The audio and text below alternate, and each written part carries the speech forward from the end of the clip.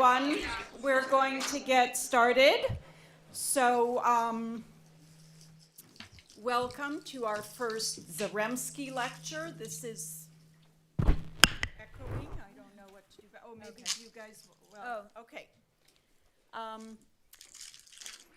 So we are very excited about this. This is part of a lecture series that is sponsored and funded by Miles and Elena Zaremski, and so we are very grateful for their generous financial support.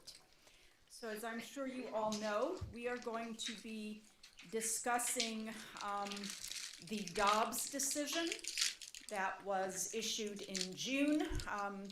I know some people are expecting a heated and perhaps violent debate. We're actually trying to design it to not be that, but you never know. That's why they're so far apart. And yeah, I'm going to stand in the middle to separate them. Okay, so we have two very distinguished scholars with us. We have Jessie Hill, who is our Associate Dean for Research and Faculty Development, and the Judge Ben C. Green Professor of Law. She joined our faculty in 2003 after practicing First Amendment and civil rights law in a Cleveland law firm. Before that, she worked at the Reproductive Freedom Project of the National ACLU office in New York, so she has lots of relevant experience. And she also served as a law clerk to the Honorable Karen Nelson Moore of the United States Court of Appeals for the Sixth Circuit, and Judge Moore used to be on this CWRU faculty, so that is a particular honor. And Professor Hill continues to litigate. She is in fact heading up the challenge to Ohio's abortion ban. Professor Jonathan Adler is the inaugural Johann Verheij Memorial Professor of Law and the founding director of the Coleman P. Burke Center for Environmental Law. He is the author or editor of 7 books and many, many articles. One of his books is entitled Marijuana Federalism, Uncle Sam and Mary Jane. That sounds intriguing. I might read it one day. He has testified before Congress 12 times, and his work has been cited in the U.S. Supreme Court. Professor Adler in 2004 received the Paul M. Bader Award given by the Federalist Society. In 2007, he was selected by our Alumni Association for the Distinguished Teacher Award, and he is an elected member of the American Law Institute. Both of our speakers are amazing teachers and scholars and are a constant presence in the media. So this should be a great discussion.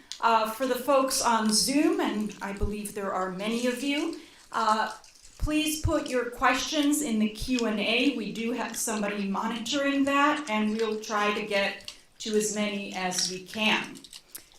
So the format is going to be, I will ask some questions, and our panelists will provide some answers, and then we will open it up to the audience in person and on Zoom. All right, so first of all, for purposes of background, can you just tell us briefly, what was the state of the law before the Dobbs decision in June? Was it anyone could have an abortion under any circumstance, or what was the legal landscape? Either one of you. Sure, I'll start out with that. So the constitutional rules in place before Dobbs were grounded in 2 cases, Roe v. Wade, which was decided in 1993, and then Planned Parenthood v. Casey, which was decided in 1992, and which kind of modified the court's understanding of Roe v. Wade. And so the very short version of the constitutional doctrine up until June of this year was that states could regulate abortion, but could not regulate in a way that imposed a quote-unquote undue burden, that was the sort of legal test, on the abortion right before the point of fetal viability, which occurs roughly around 24 weeks of pregnancy. So fetal viability meaning when the fetus could survive outside the womb. An undue burden, I mean, one there was a lot of debate and a lot of litigation over what undue burden meant, but one rule that seemed fairly clear was that banning abortion before the point of viability would be an undue burden, and so therefore abortion bans that took place before about 24 weeks would be struck down as unconstitutional under that rule. Did I miss anything?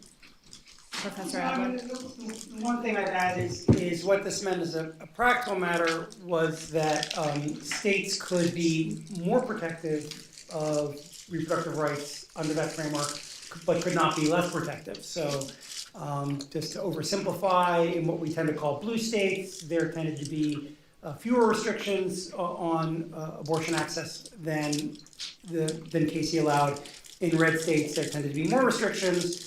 And I think, over the last, I was going to say 10 years, but really in some respects, since the Casey decision, in a lot of more conservative states, you saw states experimenting with what sorts of restrictions could be sustained as not imposing an undue burden on a significant number of women's ability to access a pre-viability abortion. And there were a range of lower court assessments of how to evaluate that test. I mean, it's not a test when you hear it, you're like, oh gosh, I know exactly what that means and exactly how to apply it. And even the justices themselves did not fully agree on it. Some of the justices seemed to think it meant it was some sort of absolute standard about what degree of obstacle could be created. Other justices thought it almost involved some sort of balancing, but that the burden had to in some way be proportionate to the governmental interest that the restriction was supposed to serve. And so that you would measure how due or undue the burden is based on whether or not the restriction was doing anything other than simply limiting access to abortion. And so there was some churn, some uncertainty, and as a result of this test that wasn't fully crystal clear. So first of all, we do have some folding chairs in front here, so anybody who is standing, please come down. There are quite a number of folding chairs, so at this point nobody should have to be standing. What was the constitutional basis for the Casey and Roe decisions? Does the word abortion appear in the Constitution? Does the word bodily autonomy? Where did this right come from? So, no, those words don't appear in the text of the Constitution. And the Supreme Court did, so we often refer to this right as the right to privacy. That word also doesn't appear in the Constitution. And the Supreme Court did, take some time to identify what exactly, it took some time for the court to identify where exactly in the Constitution it found this right. Ultimately, the Supreme Court said, and kind of established in Roe, and then made it very clear in Casey, that it's the guarantee of liberty in the 14th Amendment's Due Process Clause that is kind of the constitutional home for the right to abortion. The Due Process Clause, which says no state shall deprive any person of life, liberty, or property without due process of law. And this is a doctrine, I won't go into too much detail, but it's called substantive due process. It suggests that there are certain substantive limits on how states can limit people's liberty. And that right, by the way, was not just about abortion, but it was connected to a broader set of rights. The court kind of established or acknowledged this constellation of rights, liberty rights, that involved things that are kind of important, fundamental decisions around family and relationships and reproduction. So this is the home also for the right to contraception, the right to marry who you want to marry, parental rights to the custody and upbringing of their children, the right not to be sterilized by the state against your will, could all be found in that liberty right. Great. So let's move on to the Dobbs decision, and I wonder if one of you could tell us briefly what the Dobbs decision actually decided, and also whether you think it's correct or not. Sure. So this past June in Dobbs, the court was presented with a law from Mississippi that prohibited abortion after 15 weeks. There was some question there was no question to anyone that this law did not satisfy what anyone had previously understood as the Casey undue burden test.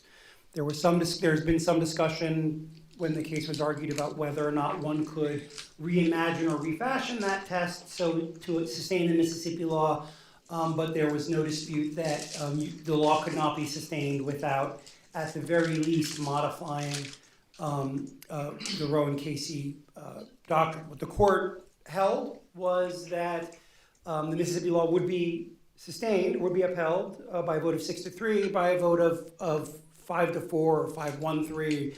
The court held that the best way to do that was to overturn Roe and Casey and to hold that a woman's right to abortion is like many other liberty interests that we have, that is protected only by the rational basis test, which, as you will learn in constitutional law, if you haven't taken constitutional law yet or are taking it now, is not much of a test and not much protection, but basically, like many other things that people may want to do in organizing and directing and planning their lives, is something that is protected through the political process, not by the Constitution.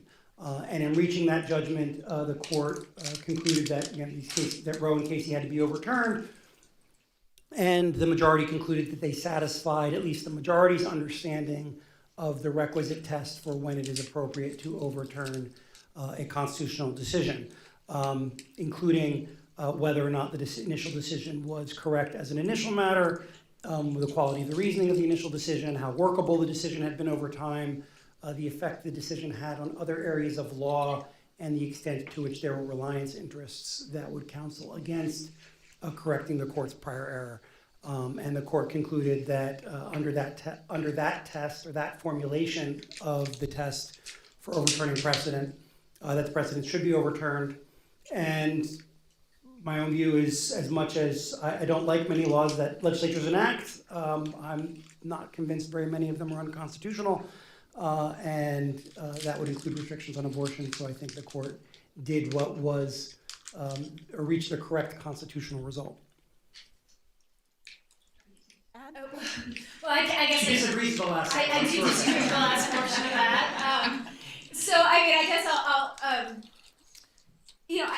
I think that one of the main points of disagreement is really over whether the court's methodology is the right methodology for answering this question, right? Because I think if you're going to ask the question, as an original matter in the when the 14th Amendment was adopted in 1868, did the Congress think that it was creating a right to terminate a pregnancy, an individual constitutional right to terminate a pregnancy? I think we can all agree that the answer is no. I mean, I'm not going to try to defend that proposition. I think, you can ask, well, then does that mean that Roe was wrong, or does that mean that maybe a strictly sort of originalist approach is wrong, right? And I would take the latter view. So I think so there's two pieces, really. I mean, one is the stare decisis piece that Professor Adler was just talking about, and we can kind of disagree, and we can get into a little bit about, whether or not, even if Roe was wrong, whether or not the court should have stood by it, right? That's one question. I'm going to set that aside for now and just say on the other piece about whether we should look at the 19th century history to determine the rights of women, in particular in 2022. I think it's a deeply flawed and problematic way of addressing the question, at a time when, among other things, women couldn't even vote, right? Were considered essentially property of their spouses. To suggest that, because that particular Congress at that moment in time, when abortion was a medically risky proposition, when doctors were very concerned that if women could control their reproductive lives, they might abandon their, maternal destinies, right? All of these things that were going on in the mid to late 19th century, to look at that as the basis for determining, what the meaning of a word like liberty is in the Constitution, to me, does not strike me as the right methodology. Okay. So what does Dobbs mean for state laws? Does anything go? And I know you're challenging a particular Ohio law. What is the future of abortion laws at the state level and possibly at the federal level? Yeah, and this is a good question, and I think Professor Adler probably also would want to weigh in on this. I mean, as Professor Adler said, I mean, it basically means as a federal constitutional matter, state abortion restrictions only have to pass the so-called rational basis test, which is a very minimal level of review. So almost anything goes. States can, choose to make abortion widely accessible. They can choose to restrict it heavily. I mean, I think that we could say that there may be certain kinds of laws that you could imagine that might not even pass the rational basis test. And the one I'm thinking of is maybe a law that didn't make an exception for life-saving abortions. It seems like, the court kind of hinted, and I would not be surprised if the court would strike down a law if such a law were passed. So other than that, though, it seems like almost any other restriction probably, I mean, we'll see if the question arises. But the one thing that I want to touch on before giving the floor to Professor Adler is that there are also, and Professor Hoffman alluded to this, there are also, every state has its own constitution. And its own constitution, states' constitutions often have similar language to the U.S. Constitution. Maybe it's a little broader, maybe it's a little differently worded, maybe it's narrower. But right now what we are seeing are states, litigation in some states, including in Ohio, which I'm involved with, arguing that the state constitution protects a right to terminate a pregnancy, even if the federal constitution doesn't. So that is one route, and we've seen those arguments being made in a few different states right now, because in the wake of Dobbs, a number of states banned abortion either very early in pregnancy or in essentially almost all circumstances almost immediately. And as a matter of fact, some states had passed what were called trigger bans, which were laws that were in place before, and they said explicitly, if Roe v. Wade and Planned Parenthood v. Casey are overruled, this law sort of springs into effect. And so, in any case, we are already seeing a number of states where abortion access has been, completely eliminated or almost completely eliminated, and we are starting to see those kinds of challenges make their way up. Yeah, no, I agree with most of that. A couple things. One, as you both noted, the standard now that will be applied to state laws is the rational basis test. That's, when I teach constitutional law, I kind of describe it. It doesn't mean it's rational in the sense that you think it's rational. It doesn't mean that you think it's rational in terms of it being a good idea. It basically means that you think a non-corrupt, non-drunk legislator could have believed that there was a reason for the statute, whether or not they ever actually articulated it. Maybe a little tipsy.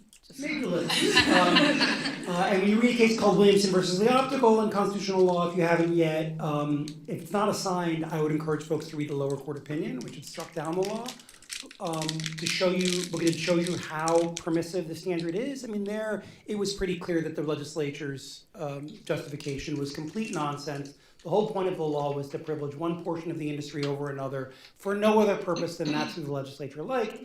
And the distinction that the legislature drew for that purpose was completely arbitrary and could not plausibly serve the public health interests that the legislature had asserted. I happen to think the rational basis test is a problem, but it's not clear. The court doesn't look like it's going to do anything about that because Justice Alito cites Williamson versus the Optical in his opinion.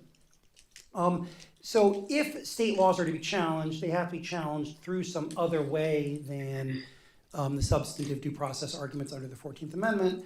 The sorts of state laws that might be vulnerable beyond a restriction that does not have a life of the mother exception will probably be those that extend in some way beyond a state's boundaries. And that could be restrictions that seem to in some way limit travel. Perhaps that, if adopted at the state level, limit the distribution, for example, of medications that can be used to terminate a pregnancy. State laws of those sort could possibly be challenged, but they'd be challenged under other provisions of the Constitution. Right? So in terms of thinking about this question, it's what doctrine or what part of the Constitution is doing the work that could challenge a state law.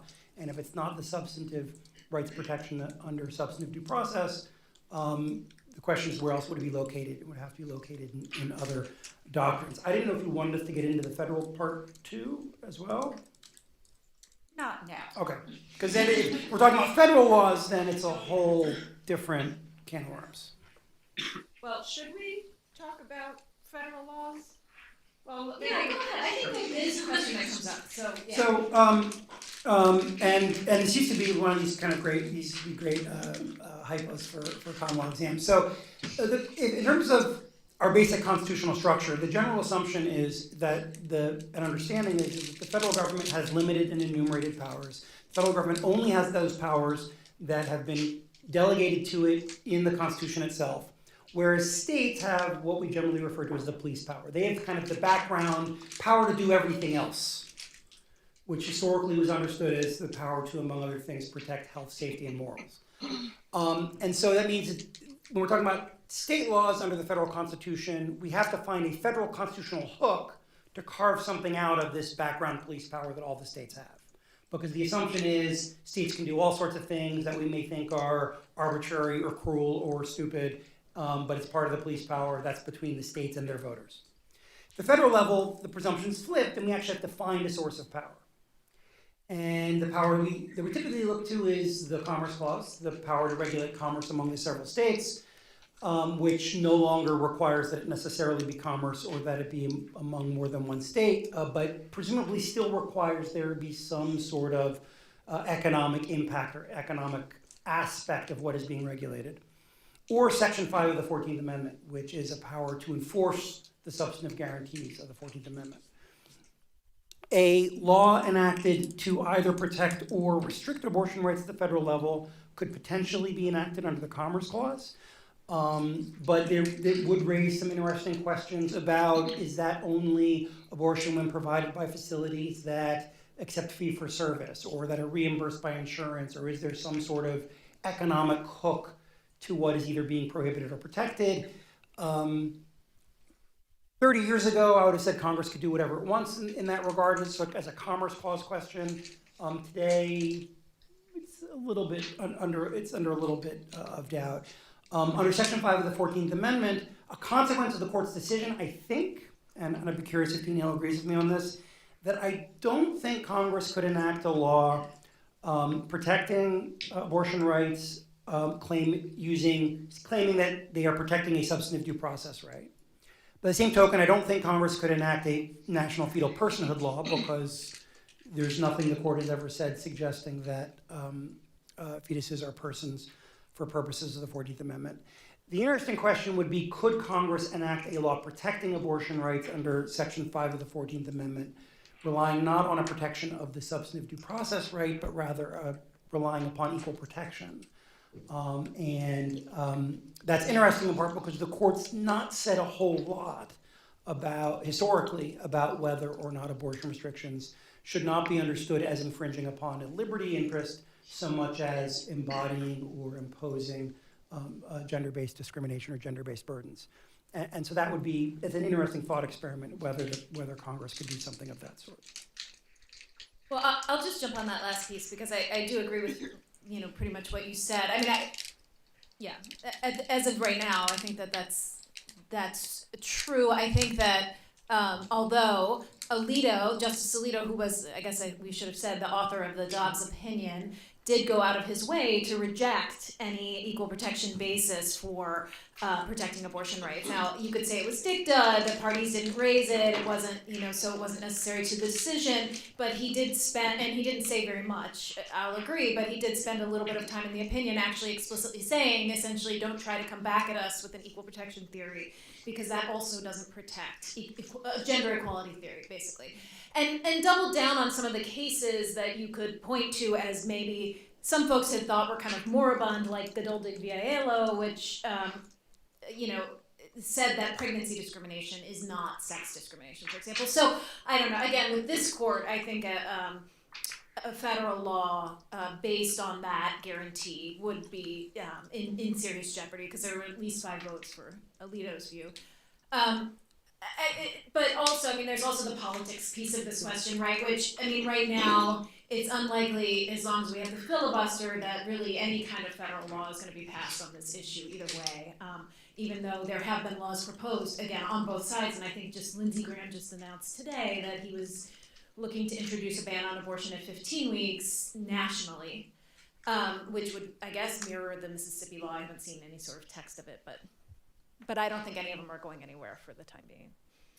There's also an interesting religious freedom argument that I'm interested in, where a variety of religions say the laws that drastically restrict abortion are contrary to our religious practice and therefore inhibit freedom of religion. So, for example, in Judaism, there are more liberal standards for when you should have an abortion. It's not just to actually save the life of the mother, but it's for reasons of health for the mother, which is less strict.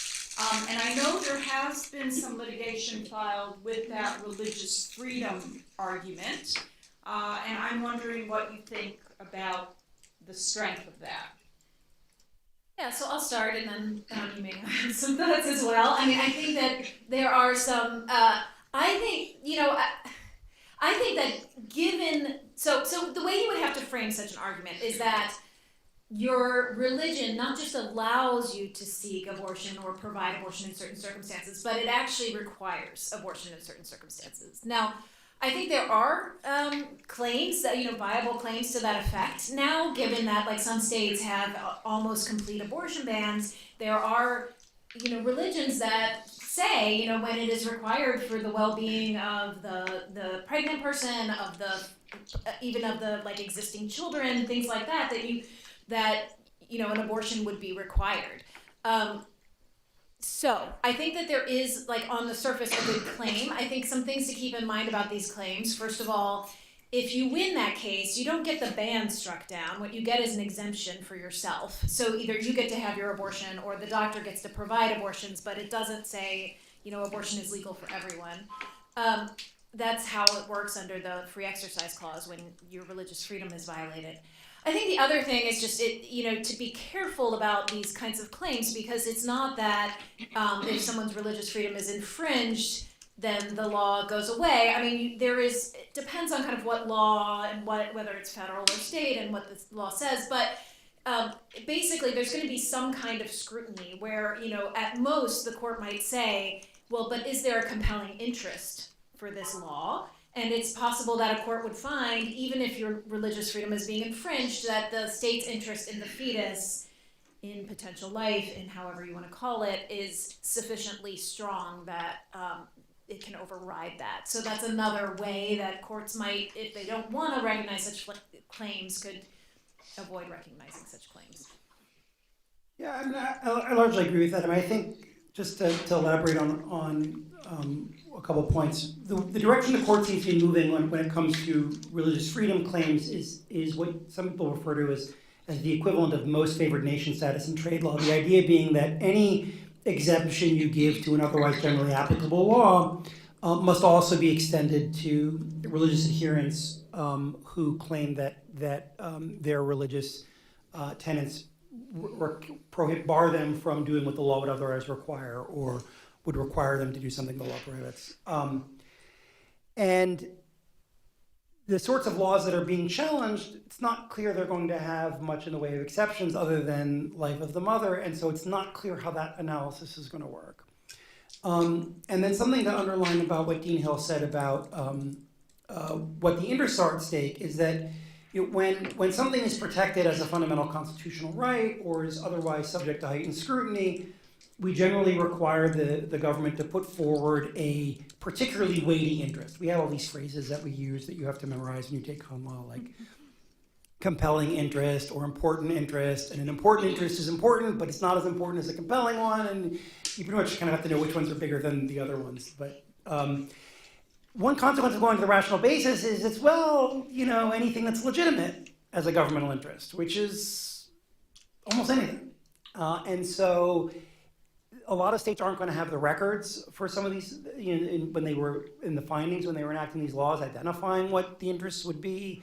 So it's not clear how the courts are going to approach that sort of question if, for example, they are evaluating an as-applied claim that a particular woman claims that her religion requires her to terminate the pregnancy. But it's certainly plausible to me that those sorts of claims in those specific as-applied circumstances could prevail, but they cut along some interesting doctrinal lines given the direction the court's been moving. Well, we mentioned this before, and that is the concept of stare decisis, that precedent binds, basically. And here we clearly have a radical departure from a 50-year-old precedent. So I'm wondering what you think has happened to the concept or the principle of stare decisis, and what does that mean for other decisions that established a right to birth control and same-sex marriage and interracial marriage? Is the concept that precedent matters gone, or what is your assessment of that? Professor Adler? Yeah, so I'm actually giving it, I don't know what day it is. I'm giving a talk whatever our alumni weekend is on stare decisis in the court. So this is kind of be the overly condensed version of it. Courts generally try and follow prior precedents. They do so particularly in the context of statutory decisions, because if a court gets a statutory decision wrong, misinterprets a statute, the legislature can change it. It's not easy, but it's not all that difficult. In the constitutional context, it's long been recognized that if the court makes an error, the only way to correct it, barring a constitutional amendment, which is hard, right? We've done it 27 times, but really only about 15 different instances producing those 27 amendments. The only way to correct an erroneous precedent is for the court itself to say, we got this wrong. And so in Erie, from civil procedure, right, the court overturns Swift versus Tyson. And Brown versus Board, the court overturns Plessy. In Obergefell, the court overturns Baker versus Nelson, right? And there's a long history of constitutional cases in which the court overturns precedent. And in the last 50, 60 years, the court does that, overturns precedents on average a couple times a year, a couple times a term. So it's been doing this more or less at a slow rate, but obviously overturning some precedents are bigger than others. There are 2 or 3 different formulations of what the test should be for overturning a constitutional precedent. The one the court applies in Dobbs is a fairly traditional standard set of factors. Was the case originally correct? What was the quality of the reasoning? What's the workability of the rule the decision affected? Is it having effects on other areas of law? And are there reliance interests of the sort that would counsel not changing or continuing to follow an otherwise erroneous precedent? And I don't think there's anything surprising about the way the court applied them in this case. There's certainly room to disagree with Justice Alito's opinion. The dissent certainly does. But there was nothing particularly unusual or revolutionary in either the factors that were identified or in the way they were applied. I think you could say if you'd been told, a year ago, the Supreme Court's going to overturn Roe versus Wade, and the opinion is going to be written by Justice Alito, and you imagined what it would have looked like, it would have looked like what we got. In the sense that these were fairly conventional arguments about stare decisis. There are other factors or other formulations. One that emphasizes other changes in the law or other changes in factual understandings. The court did not focus on those. I don't think you find those factors as prevalent in the history. And then there are some justices that clearly have differences about either the tests they believe they should apply or how stringently to apply the test. So, for example, Justice Breyer, who recently left the court, it's pretty clear he followed precedent and sought to follow precedent more than any other justice on the court. You can see that in his opinions. You can see that in his voting record. He voted to uphold all kinds of opinions that he probably thought were wrong as an initial matter. At the other extreme, Justice Thomas has said that because only the court can correct its errors, and the justices take an oath not to prior opinions of the court, but take an oath to the Constitution, the only factor should be, was the prior decision correct? And that if a party asks the court to revisit a constitutional question, the court should always be willing to do so. Justice Thomas appears to be the only justice on the court that holds that view, but that's at one end. And so this is the last part. I don't think this case portends a lot of other dramatic changes, in part because the court has been overturning precedents at a slow pace for 4 decades. And I don't think there's a majority of the court that would even contemplate applying Justice Thomas's standard, and you would need something like that to get dramatic departures across the board. So yeah, if I could just add a few thoughts, because I don't disagree necessarily with any of that, but I mean, a couple of things. One, just to point out that the dissent applied the exact same factors and came to an exact opposite opinion about stare decisis, so on every single factor. So, and really, I mean, part of that is the reality that stare decisis is and has always been a very malleable, like those factors have been very malleable, very hard to kind of themselves to kind of pin down what they mean. But that certainly happened in this case. The other thing is, I just wonder to what extent it's going to continue to be true that the court kind of slowly at a steady pace overturns precedent, or whether that's going to tick up. And I think that, you know, you can tell me if either I'm wrong or if I'm stating the obvious, Professor Adler, but I think that those justices who take an originalist approach tend to be more comfortable with overruling precedent. It just seems to be a more compatible, overruling precedent seems to be more compatible with a view that sort of original intent or original sort of meaning of a constitutional provision is kind of the overarching value that has to be served. Whereas I think folks who are more associated with what's sometimes called living constitutionalism, although I don't love that term, but like Justice Breyer being a key example, tend to look more to precedent because I think they see the way that constitutional doctrine itself evolves over time is part of the method, and looking back to like the reasoning and how the reasoning has evolved and continues to evolve is much more central to that thinking about constitutional interpretation than it is for originalists who, you know, see precedent as something worthy of respect, but if it's wrong, it's just wrong. So I don't know. That's kind of something that struck me about the approaches. But so do you think that contraception and other established rights are vulnerable at this point? yeah, I do, and I think this is a point where we can disagree. I do think that those rights are on the chopping block, 100%. I don't know when. I don't know how quickly. I mean, it seemed inconceivable not that long ago that the Supreme Court was going to overrule Roe v. Wade, as someone who's been watching that for quite a long time. I think states are already making noise about attacking contraception, about banning certain forms like emergency contraception and IUDs that some people consider to be more like abortion than contraception. And I think it's just a matter of time before a state bans those, and that case makes its way up to the Supreme Court, and the Supreme Court has to decide, you know, can they ban abortion? Can they ban contraception? I mean, can they call it abortion in order to ban contraception? Things like that. So, yeah, and I also think that, you know, same-sex marriage may be on the way out as well. You know, I think the only, you know, maybe, and maybe, I don't want to steal your thunder, but maybe there are like political constraints that might stop this. We may be finally reaching the point at which the political unpopularity of those ideas really does put the brakes on them, but especially after what's happened with Dobbs, but I don't have a ton of confidence in that. So I'm going to open it up. Oh, did you have a rebuttal? Not a rebuttal, but I disagree a little bit. I mean, I think Dean Hill's correct that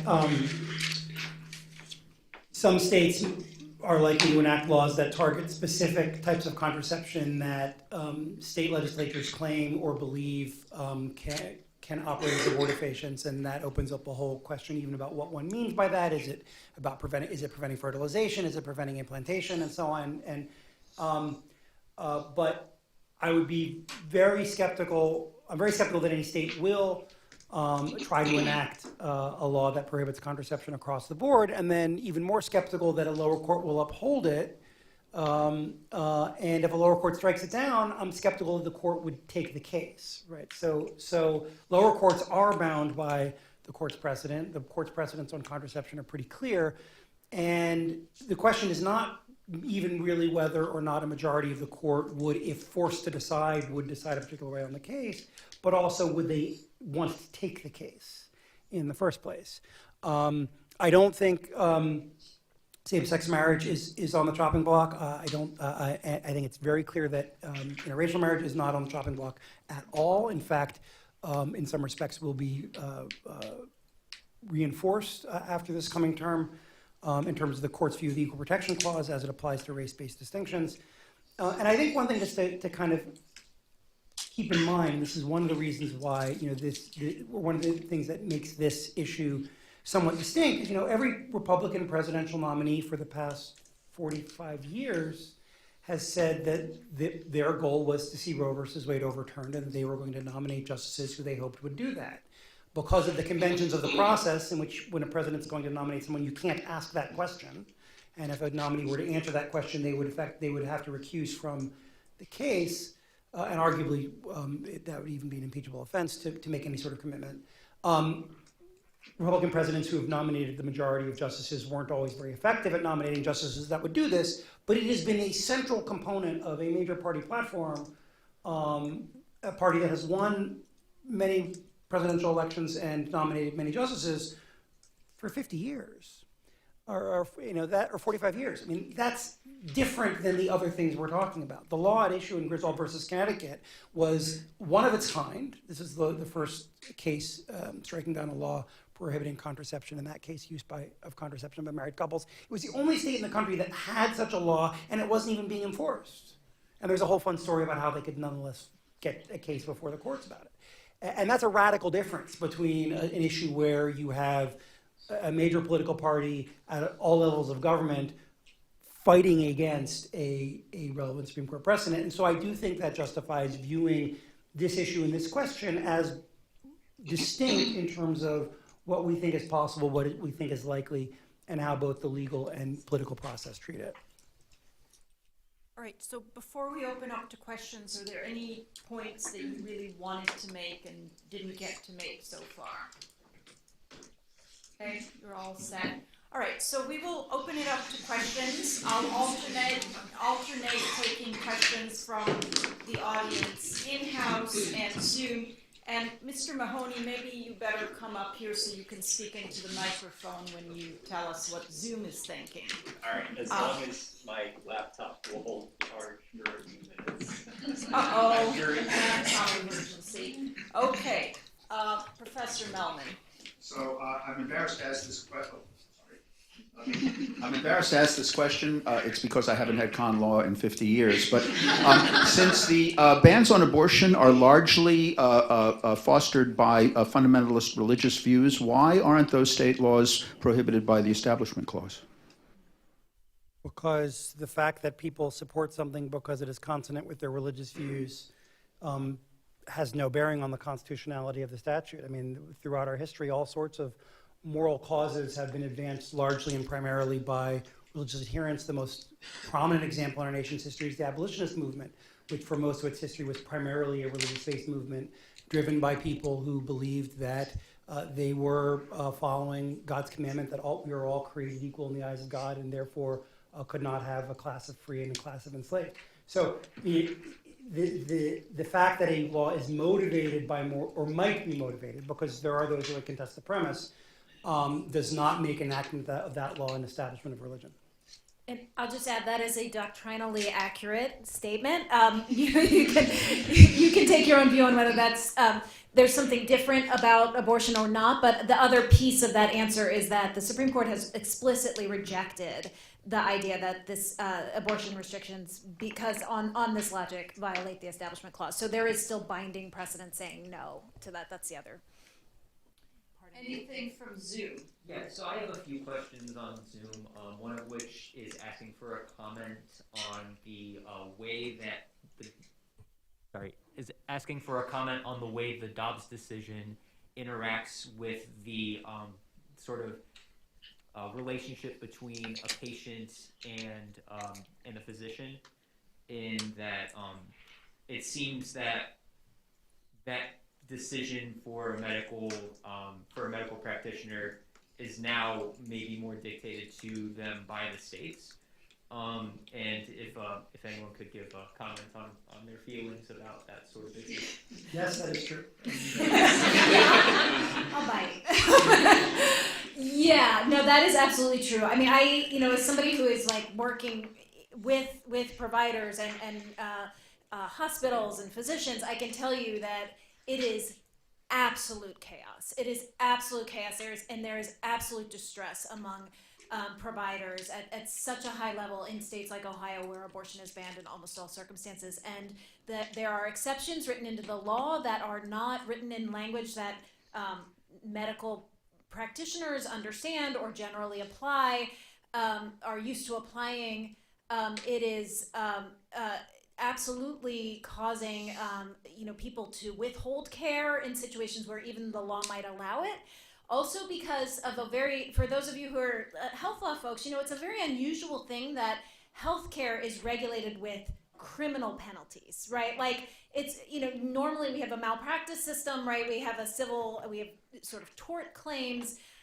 There's a regulatory framework, and there's criminal laws that are reserved for really like willful like fraud or things that are really constitute kind of common law crimes, types of things that we would recognize as crimes.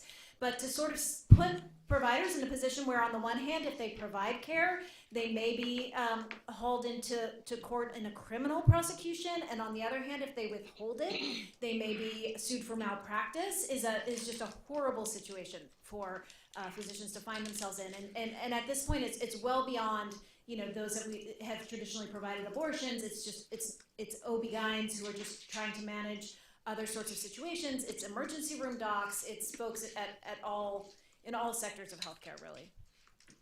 And just for clarification, the state laws impose penalties on healthcare providers, but at this point they do not impose any penalties on women, right? Yeah, that's correct. And I always forget to say that part. But yeah, that's absolutely true. That's how all the laws have been written, only to penalize, basically, we should say that they exempt the woman or the patient rather than saying they're only on providers, because I think there are other people that potentially could run afoul of them, but it's not, but women are explicitly carved out.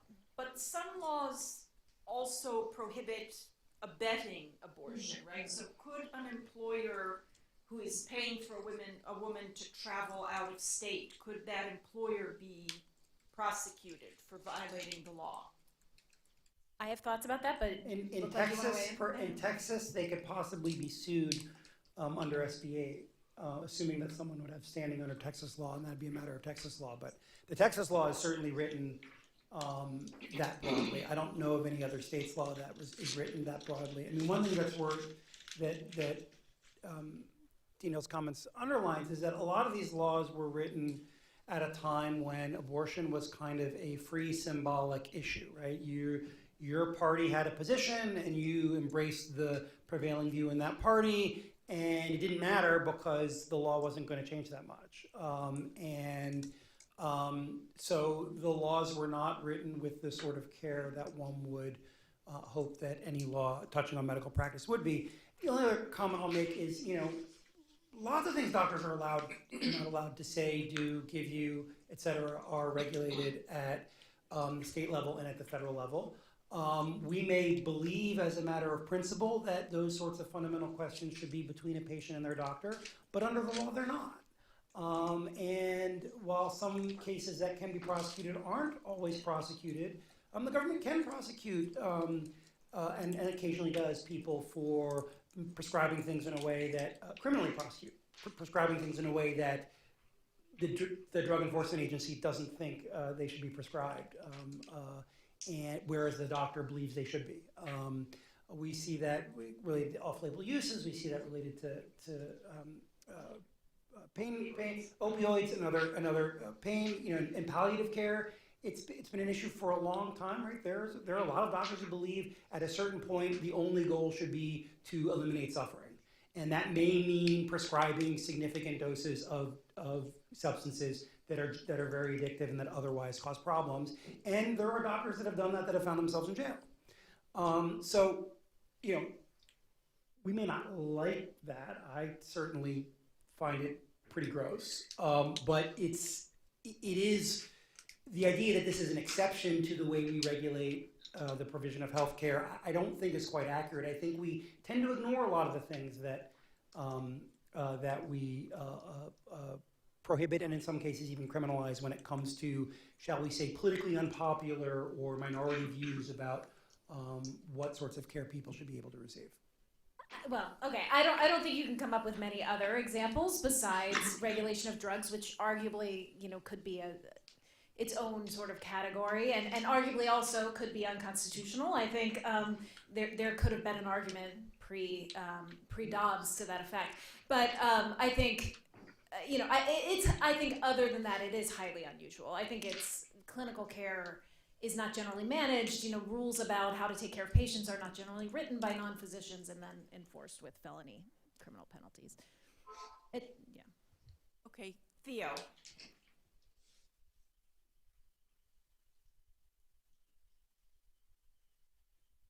Thank you. So I had you, Dean Hill for Con Law, and when we were talking about substantive due process and how the court enumerates those rights, I remember history and tradition being one of the factors, and I remember asking you, well, how do we know whose history and tradition to look to? And of course it was Anglo history and tradition, because at the time when the Constitution was ratified, there were no black citizens of the United States, and women could not vote or own property and things like this.